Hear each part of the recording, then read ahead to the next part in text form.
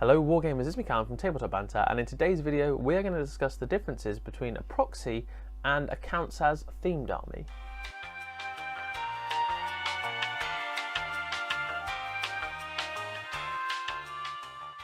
So something that's inspired me to make this video is a particular project of mine that I threw out to a community, a local gaming community, and got some really positive feedback.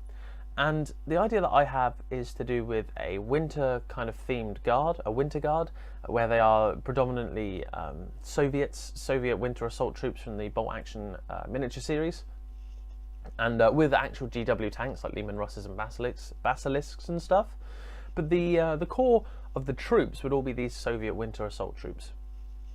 And I pitched this idea to a local gaming group, and they were very encouraging. They said, as long as it's representative, that's great. We love seeing stuff like that because it gives a different thing to play against instead of just the same old stuff. And so yeah, it's almost encouraged, in fact, which is really exciting. And I'm very much thinking about making it my next project. I know I've probably said that about 101 things now, because once these word bearers are done, I get a free reign on one project. So I'm kind of trying to get myself hyped up for 4 or 5, and then I can pick. So what I wanted to discuss basically was the difference between a proxy and a counts as army, or a themed army, and why there is a massive difference when you go to play a game. So what I'm going to do is I'm just going to grab a miniature, and what we're going to do is we're going to just basically analyze the difference between a proxy and a counts as.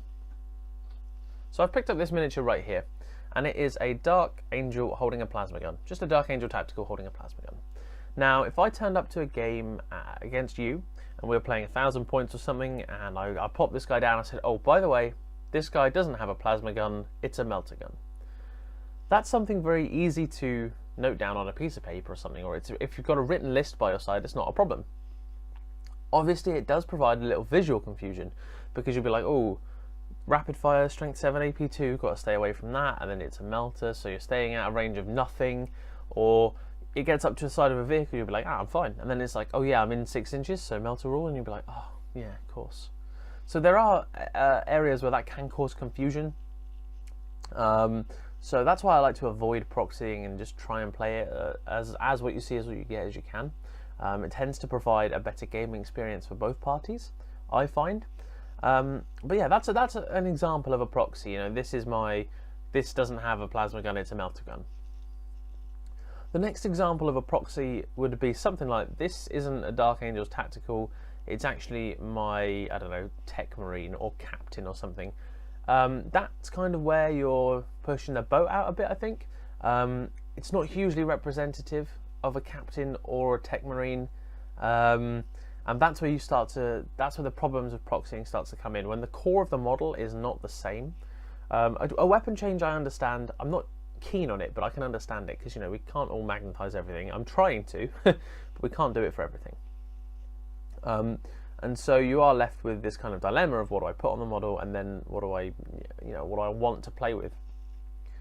So you do have that, like I said, that dilemma. But trying to claim that this is a fair representation of a captain, I mean, fair play if you've forgotten your army or if you've lost it on the way there, that's fine. But if you turn up every week and say this is, you know, your second company captain or whatever, I think you're kind of pushing the boat out a little bit. The final one, of course, would be having this represent something on a different base size. So if someone said this was a Terminator, that does kind of take the biscuit, because it's different base size, which makes a big difference for templates and ranges and stuff. And deep striking, a huge difference for deep striking, in fact. So those are things that that's basically what proxy is. Saying something is something when it already represents something else in a game, if that makes sense. I.e. a plasma gun becoming a melter gun. Plasma guns are already in the game, they have rules, and what you're doing is you're saying it's something else. Now the difference between that and a counts as is a counts as army, as in a themed army, doesn't have a place in the game right now, but represents something that does. The example being this Soviet army that I'm coming up with. Now, a human looks like a human, regardless of what kind of clothing he's wearing. So it's clear to see that if I did do this, you could see them as guardsmen. Now, obviously they're not carrying las guns, but none of them are carrying las guns. So that's far less confusing, because you say everyone who's holding a rifle is holding a las gun. And then you've got this whole army of rifles excuse me, and it's clear they represent lasguns. Now, obviously, when I go to put on special weapons, I'll actually put on the special weapons that I've got in my bits box. So if I need a melter, someone's getting a melter. I'm not just going to say Tommy guns count as this, and things with, you know, I want to keep it fairly WYSIWYG whilst maintaining that themed army feel. But that is the difference, effectively. If it's not got a rule set, i.e. there is no rifle in the game, however, if every rifle counts as a lasgun, at least you can understand that, at least it's clear. And if the model's on the same size base, rocking the same size sort of statistics like body shape and everything, then again, it's a very accurate representation, so it's not a problem because you can see what's going on. And this is what I was discussing with the gaming group where I'm at uni, and I put out the question. I said, look, does anyone have a problem if I don't use GW miniatures in a future project of mine, because I'd really like to explore this. And like I said, the feedback was really positive, and it really made me think about putting out a video like this, because there is a huge difference between a proxy and a counts as, or a theme, or, you know, a scratch build or something. And I think the latter should be so much encouraged, because it does give everyone something different in this hobby. You know, you're not going to see many armies that are the same as yours if you're bringing these things in that are accurate representations.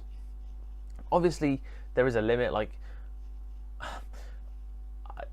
going out of scale is dodgy. You probably shouldn't go out of scale, because then you do affect things like blast markers and stuff like that. And also being wary of actual representations, i.e. it's not like I'm taking an orc from a fantasy miniatures line and saying he's a guardsman. Now don't get me wrong, that could make a really cool theme with like bows and stuff, that I'd probably use them as actual orcs. But you kind of, that stopped being a human, and that's possibly where it would fall down. So it's the kind of thing that's always worth asking your gaming group, asking your buddies that you play with regularly, if you do have a plan to put up a themed army or something like that, because I really do think that they add another dimension to the game. I'm very excited to start one in the future at some point. But like I said, obviously I'm focusing on the word bearers at the moment, and then after that I've got 4 or 5 projects that I'm going to pick from that I'm super excited about. You could be seeing it on the channel anytime soon, and I would be super excited if that was the case. But I will be if any of those projects end up actually coming to light after the word bearers. So thank you ever so much for watching. I'm really interested to hear your thoughts, so if you want to leave those in the comment section below. Do you have any cool counts as themed armies, or have you got that guy in your gaming group who's a bit notorious for being a proxy king or whatever? I'd be very interested to hear, and of course don't forget to leave a like. That thing really helps the channel grow. Just that one little click on a thumbs up can be the difference between, you know, another 10 or 20 views. It's silly like that, but that's the way it is. And of course, if you want to keep seeing videos of me rambling, pretty much every Monday I think it is, then do click on the subscribe button as well, because that's always a fantastic motivator for me to get my arse in gear. Anyway, thank you ever so much for watching. Until the next time, don't forget, have fun.